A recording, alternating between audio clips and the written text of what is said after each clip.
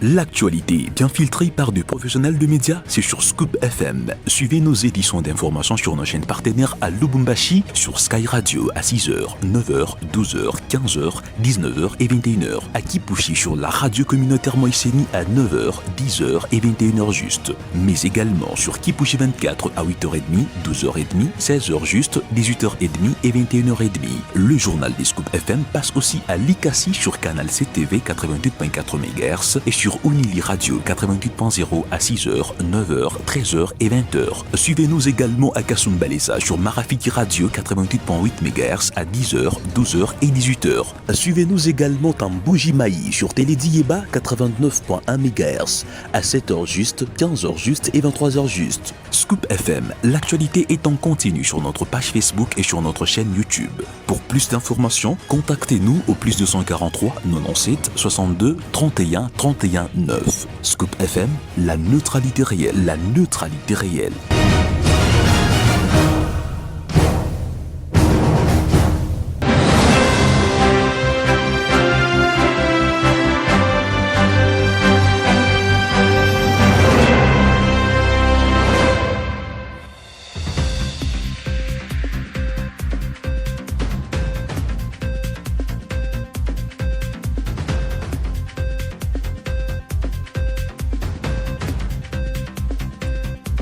Madame, Messieurs, bonjour et merci beaucoup de nous écouter sur Scoop FM et sur le radio partenaire. Bienvenue à ce journal d'ici samedi 31 janvier 2026. À la une de l'actualité, l'hôtel de ville de Lubumbashi s'oppose à l'ouverture d'une morgue implantée en pleine zone marécageuse sans respect des règles urbanistiques pour l'autorité urbaine. Ces projets improvisés mettent en péril la sécurité sanitaire des habitants de la commune de Kenya.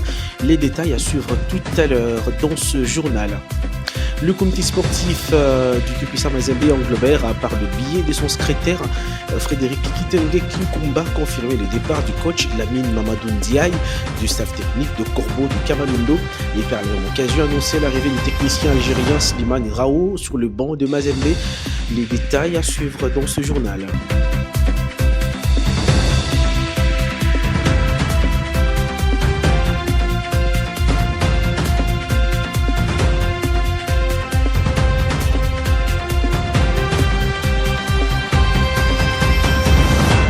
À toutes et à tous, merci beaucoup si vous nous rejoignez. D'abord, cette actualité en titre d'ouverture. La République démocratique du Congo a décidé de présenter sa propre candidature au poste de secrétaire général de l'Organisation internationale de la francophonie. Cette initiative intervient dans un contexte de tensions diplomatiques persistantes au sein de l'espace francophone et vise à remettre en cause la reconduction d'une direction jugée politiquement orientée par Kinshasa. Selon plusieurs sources diplomatiques, cette candidature congolaise vise principalement à faire obstacle à la réélection de l'actuel secrétaire général, Louise Mushikiwabo, dont l'accession à ces postes avait été largement soutenue par le président rwandais Paul Kagame. À travers cette démarche, Kinshasa entend rééquilibrer le rapport de force au sein de l'organisation et affirmer son statut des premiers pays francophones au monde dans un contexte où les enjeux politiques et sécuritaires régionaux influencent de plus en plus les décisions au sein des institutions internationales. Comme annoncé dans les titres du journal, l'autorité urbaine Joyce Tunda Kezedi Chansa s'est opposée à l'ouverture d'une morgue implantée en pleine zone marécageuse et sans respect des règles urbanistiques. Pour l'autorité urbaine, ces projets improvisés mettent en péril la sécurité sanitaire des habitants de la commune Kenya, Kamalundo, Katuba, dont son ouverture s'y voit inadéquate. On en sait plus dans cet élément de reportage signé la coordination de la presse de l'hôtel de ville de Lubumbashi. En tournée, c'est jeudi 29 janvier 2026. Madame le maire de la ville de Lubumbashi, Joyce Tunda Chansa, a découvert une morgue fraîchement construite sur le boulevard Katuba, près du bureau du quartier Lubaba. Vous-même, en tant qu'ingénieur, vous trouvez que c'est normal? Non? On peut vous appeler? Vous solliciter, mais vous, en tant qu'ingénieur technicien, vous avez un mot à dire. En tant que technicien, vous êtes censé de donner des conseils quand vous êtes en train de construire tout ça. C'est vrai que vous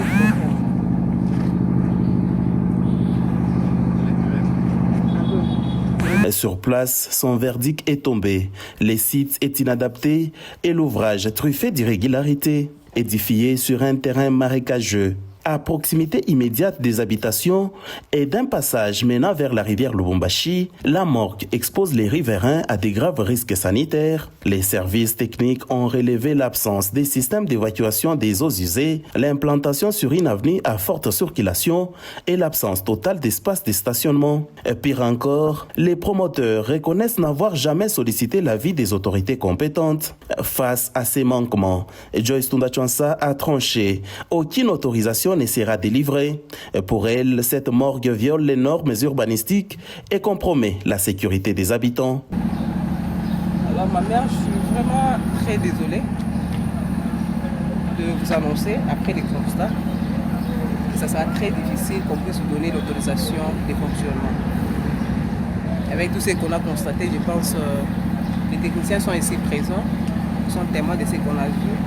Et dans le reste du journal, c'est communiqué, message des sensibilisations pour l'installation du comité national INSACA. Le territoire des Pouito est composé des 3 chefferies, un secteur à savoir Pouito, Kionanzizi et Mwenge, les secteurs Mwero. Chers membres de la communauté pouitoise, filles et fils de la corporation dénommée INSACA, nous vous invitons à prendre part aux cérémonies d'installation du nouveau comité national INSACA qui est dirigé par Maître Patrick Kafouimi Moumamba. INSACA, c'est une association regroupant tous les ressortissants du territoire des Pouito, INSACA pour les Pouitoises et Pouitois, l'association socioculturelle des ressortissants du territoire des Pouito, dit INSACA, vous appelle pour communier ensemble entre filles et fils de Pouito, sœurs et frères, pour l'unité et la sauvegarde de l'identité pouitoise et fraternité. Bienvenue à Sempia le 1er février 2026 à 10h.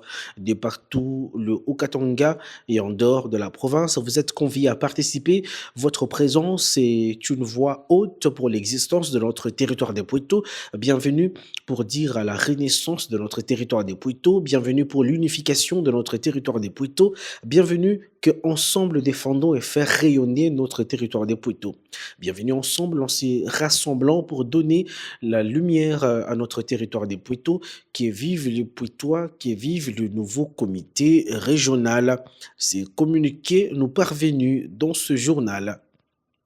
En culture, l'actrice Catherine O'Hara, célèbre pour ses rôles dans Maman j'ai raté l'avion et Beetlejuice, est morte. Née au Canada, Catherine O'Hara est décédée à son domicile à Los Angeles des suites d'une courte maladie. Selon un communiqué de son agence CAA, aucun autre détail n'a été communiqué dans l'immédiat.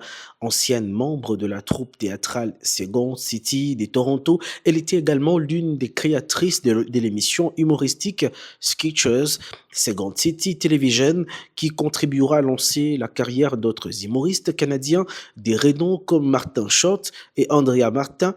La prestation dramatique de Catherine O'Hara dans la série The Last of Us lui a valu une nomination Emmy Award, tout comme son rôle récent des productrices hollywoodiennes dans des studios. En religion, le 31 janvier de chaque année, l'Église catholique fête Don Bosco, prêtre italien du 19e siècle qui avait donné sa vie à la jeunesse italienne qui était totalement abandonnée par la société italienne et que retenir des œuvres de celui qu'on appelle père et maître de la jeunesse. Dominique Lembo est au micro de votre radio.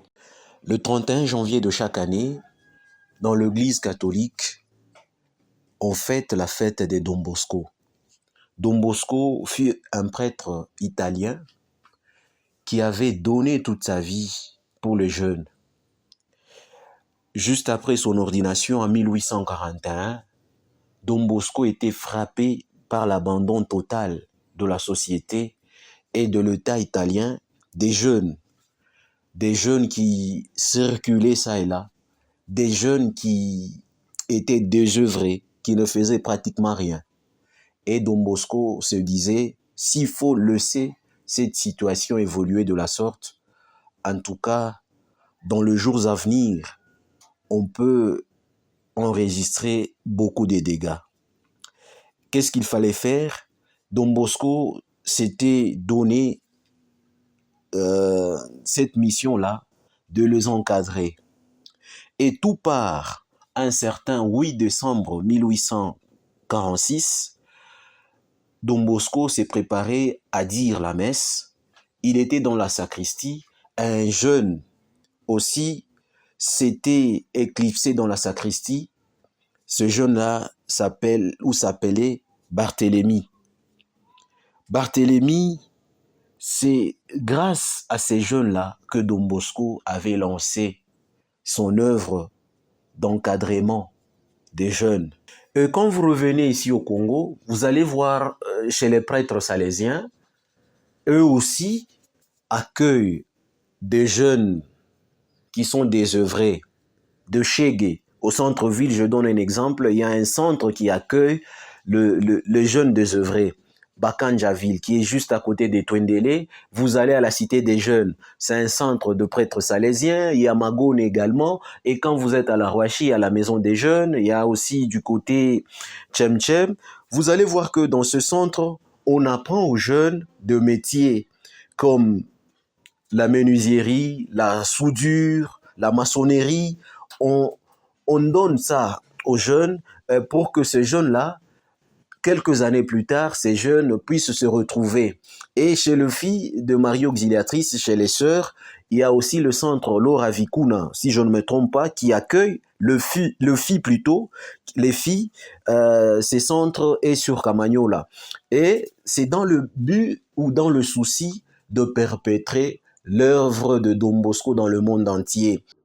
On va terminer ce journal par le sport. Le comité sportif du tout-puissant Mazembe Anglebert a, par le biais de son secrétaire général, Frédéric Kitenge Kinkumba, confirmé le départ du coach Mamadou Lamine Diaye, le franco-sénégalais du staff technique de Corbeau de Kamalondo depuis le 29 janvier 2026 et par la même occasion annoncé l'arrivée du technicien algérien Slimane Rao sur le banc de Mazembe jusqu'à la fin de cette saison sportive. Je vous convie d'écouter Frédéric Kitenge Kinkumba, secrétaire de Mazembe, dans cet extrait choisi par Dominique Lembo. Vous savez que depuis la journée d'hier, 29 janvier, nous avons reçu l'annonce du départ du coach Mamadou Lamine Diaye de la tête du TP Mazembe. Et ici, j'aimerais bien confirmer qu'effectivement, le coach Lamine Diaye a posé le problème au comité et après examen de la situation et de commun accord, le comité et le coach se sont entendus pour cette séparation qui n'est pour nous qu'un au revoir. Le coach a déjà travaillé ici, vous le savez très bien. Il nous a amenés au sommet du football mondial. Et il est parti, il est revenu. Et il n'est pas exclu qu'il revienne encore. Alors aujourd'hui, l'ensemble du comité a tenu à lui souhaiter un bon retour, un au revoir, et à saluer aussi l'arrivée du coach Slimane Rao, qui a déjà travaillé ici chez nous, et qui revient pour reprendre le flambeau que le coach Lamine lui transmet. Voilà donc pour l'essentiel des informations sur Scoop FM et sur le radio partenaire. Je vous rappelle les principaux titres. Joyce Tunda Kisadi Chansa s'oppose à l'ouverture d'une morgue implantée en pleine zone marécageuse et sans respect de règles urbanistiques. Pour l'autorité urbaine, ces projets improvisés mettent en péril la sécurité sanitaire des habitants des communes Kenya, Kamalondo et Katuba. Vous avez suivi éléments bien élaborés de la coordination cellule presse de l'hôtel de ville de Lubumbashi. Le comité sportif du tout-puissant Mazembe Anglebert a, par le biais de son secrétaire général, le manager Frédéric Kitenge Kinkumba, confirmé le départ du coach Mamadou Lamine Diaye du staff technique de Mazembe et pour l'annonce également de l'arrivée du technicien franco-algérien Slimane Rao sur le banc des Mazembe jusqu'à la fin de cette saison sportive. Ce journal est terminé. Mille merci de l'avoir écouté de partout. Merci à tous les auditeurs de partout dans le monde entier. On se fixe rendez-vous dans les prochaines heures. Prenez soin de vous, travaillez à la beauté des choses. Chaque jour est une vie.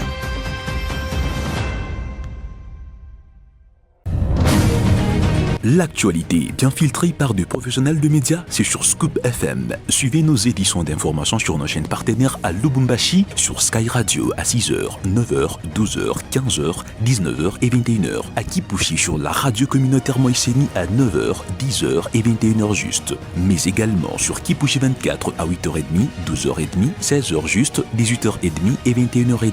Le journal des Scoop FM passe aussi à Likasi sur Canal CTV 88.4 MHz et sur sur Unili Radio 88.0 à 6h, 9h, 13h et 20h. Suivez-nous également à Kasumbalesa sur Marafiki Radio 88.8 MHz à 10h, 12h et 18h. Suivez-nous également en Bougimaï sur Télédiéba 89.1 MHz à 7h juste, 15h juste et 23h juste. Scoop FM, l'actualité est en continu sur notre page Facebook et sur notre chaîne YouTube. Pour plus d'informations, contactez-nous au +243 97 62 31 31 9. Scoop FM, la neutralité réelle, la neutralité réelle.